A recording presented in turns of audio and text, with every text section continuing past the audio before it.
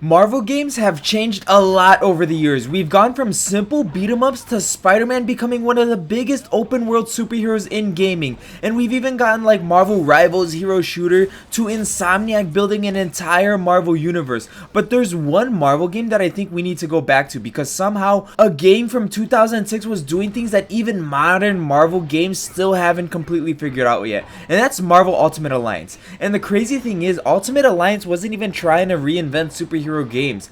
It took the formula from X-Men Legends, expanded it, and basically said, okay, what if we did this with the entire Marvel universe? And it worked, and worked well. You could basically build a team of Marvel heroes and switch between them, combine their abilities, and explore different locations and fight some of Marvel's biggest villains. It's basically like Avengers Endgame before Endgame, or Avengers Doomsday before Doomsday. And you could experience a massive crossover story that features characters from across all of Marvel. And this game is 20 years old. I still look at Marvel Ultimate Alliance and think, okay, why aren't more Marvel games like this? Because the game was way ahead of its time, and today I want to talk about exactly why. But if you guys don't know me by now, I'm Mr. Frosty Flames, but you can call me Mike. We do anything gaming news, reviews, playthroughs, etc., and we do it in a chill way. So if you enjoy that style of content, be sure to hit that sub button and join the Mr. Frosty Flames Legion. Anyways, let's get back to the video. Alright, let's start with the obvious. The concept of Marvel Ultimate Alliance is still incredible to this day. You have a massive roster of Marvel characters, and you're not just forced to play just as one. You could build a team, you pick your own 4 heroes, and you take that team through the story, and that's it. But that simple idea creates so many possibilities. Maybe you want like a typical Avengers like Spider-Man, Captain America, Iron Man, Thor, or maybe you want to swap one of them out for Wolverine, or you could have the Fantastic Four, or maybe you just want a completely mismatched just random heroes from just everywhere like Elektra, Moon Knight, whatever. The game lets you decide, and I think that's something Marvel understood incredibly well. People don't just want to play as their favorite superhero, they want to see their favorite superheroes together. And like I said, it was basically the MCU before the MCU, and that's the craziest thing about Marvel Ultimate Alliance. It came out in 2006. The Marvel Cinematic Universe, the movies, hasn't even started yet. Iron Man wasn't released until 2008, yet Ultimate Alliance was already doing this giant Marvel crossover thing. You had like Spider-Man, Wolverine, Captain America, Thor, even people like Storm, Deadpool, Daredevil, the whole Fantastic Four, Black Panther, Ghost Rider, Moon Knight, and so many more. The game basically looked at Marvel's entire history and put it into one universe, and I think that's why it feels so nostalgic today, because we're used to seeing Marvel characters cross over, but back then that was a huge deal because this roster was ridiculous. Let's go more into this roster, because Ultimate Alliance had one of those rosters where you could spend more time deciding who you wanted to play than actually playing the game. Like you had the Avengers, I think, I'm not sure if they had the X-Men, I think they had some X-Men. I know they had the Fantastic Four. You had some street level heroes, cosmic heroes, you had some anti-heroes, even villains. Everybody was there. And what's important is that these characters weren't just for decoration. They were playable. They had their own moves, their own abilities, their own animation, and even dialogue. And they all brought something different to your team. That's a huge difference, because imagine being like a Marvel fan in 2006 or like a comic book head in 2006, and then you're getting to play as all your favorite heroes all in one experience, like Spider-Man, Wolverine, Captain America, Thor. That's a kid's dream. That's anyone's dream, any Marvel fan's dream. And to be honest, it's still a pretty big Marvel fan's dream to just do that. So I would love for them to just bring this game back if they could. And the team system was way ahead of its time. This is probably the most important thing about Ultimate Alliance, because your 4 characters weren't just like 4 random characters, doing their own thing, or they're not just standing around. They actually work together. You could create, different team compositions, and then the game rewards you for using characters who belong together. Like if you have Avengers, be the Avengers. Like if you have a team of Avengers, a team of Fantastic Four, like Marvel Knights, and different combinations that could give you different bonuses. And that is such a good idea because it encourages you to experiment. You're not just asking, okay, who's the meta? Who are the 4 strongest characters in the game? You're asking, okay, what kind of team do I have to build? And that's a completely different way of thinking. You're essentially building your own Marvel roster. And even the combat, it's simple, but it works. Now, I don't want to pretend like Ultimate Alliance has modern combat or like the greatest combat in all of Marvel games. It's certainly no Spider-Man 2, because really, it's a 2006 action RPG. The combat is relatively simple. You have basic attacks, special abilities, you could do some combos that are just really just mashing like a string of like 3 buttons over and over, right? And your characters have their own unique movesets. But here's the thing, it's simple, but it's fun, and sometimes that's all you need. I recently made an X-Men Legends video, and people are, commenting how that game really is fun despite the simplicity of it. It's really good, and I mean, like, people are not getting bored of it, right? The combat is designed around chaos. You're fighting a group of enemies, you're switching characters, using powers, throwing objects, breaking things, and watching 4 Marvel superheroes absolutely destroy everything on screen is awesome. It doesn't need to be incredibly technical, it's supposed to make you feel powerful, and it succeeds.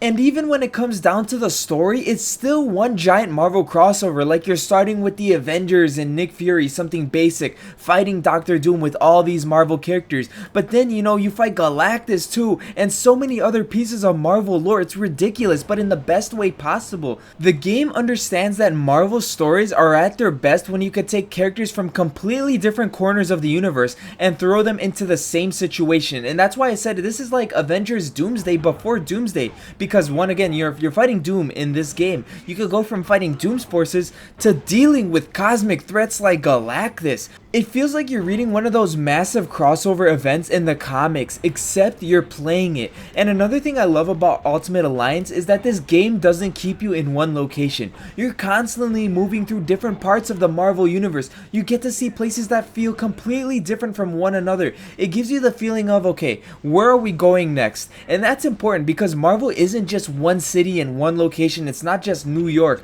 It's Earth, space, other dimensions, aliens, villain headquarters, superhero bases, and Ultimate Alliance understood that scale. It made the Marvel universe in itself feel massive, and it was built for replayability because this is what something modern games could learn from. Ultimate Alliance is extremely replayable because you could play through the same story with completely different teams and the experience changes. You might play as like the Avengers one time and then maybe just do like a random set of heroes another time, and suddenly like you're experimenting with new characters, trying new team bonuses, new abilities, unlocking new content, finding new collectibles, and discovering things you missed, and even hearing new dialogue. The game doesn't need to constantly release new content to keep you interested. The replayability comes from the game itself, and basically this whole thing is it let you live the Marvel fantasy. And this game aged, but the formula didn't, because obviously Ultimate Alliance has aged. The graphics aren't gonna blow you away, the animations sort of look dated, the environments aren't nearly as detailed as modern games, and like I said before, if you're expecting like a Spider-Man 2,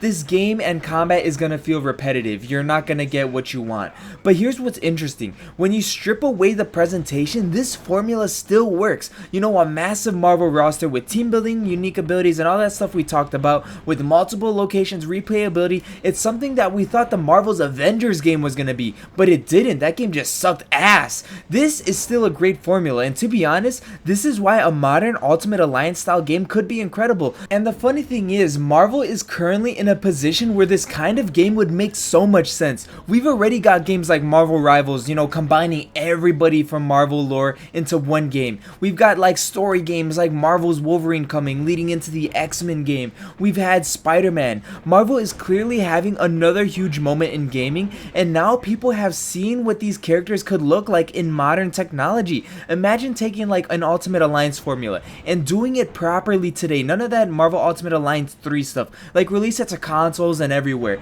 Not necessarily like an open world game, not a live service game, definitely not like the Avengers or Suicide Squad or Gotham Knights. Just a massive Marvel action RPG, a game where you could play solo or maybe with friends or something. A game where the entire point is building your favorite Marvel team. Like, just imagine it today. You could have everybody, possibly like 50 characters or something of just anyone you could think of, a mix of comic and MCU characters, right? And this is why Ultimate Alliance was ahead of its time, because it understood something that a lot of modern games seem to forget. You don't always need to make something bigger. Sometimes you just need to make like the fantasy fun work. Ultimate Alliance gave Marvel fans exactly what they wanted, a huge roster and a game that was simply just fun. And it did all of this almost 20 years ago, and that's crazy because today we have games with like enormous budgets and just sucking booty cheeks, because like a lot of these games nowadays are just geared towards like live service elements. You have the Suicide Squad, Gotham Knights, Marvel's Avengers, like basically all of the DC lineup other than the Lego Batman game sucked balls,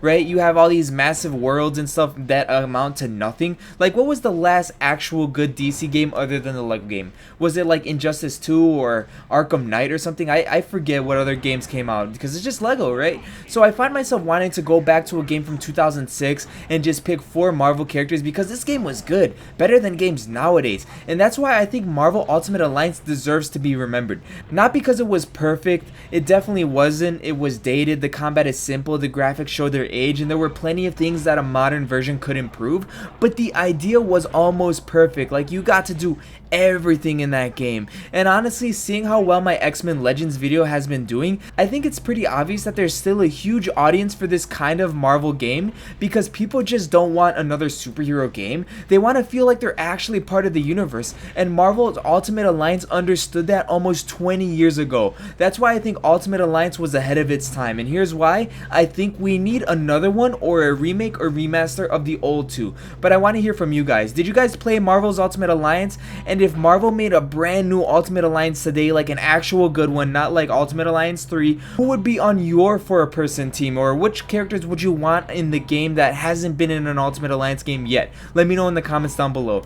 Well, if you enjoyed this video, please like, share, comment, and subscribe to join the Mr. Frosty Flames Legion. Thank you guys for watching. Mr. Frosty Flames out. Yeah.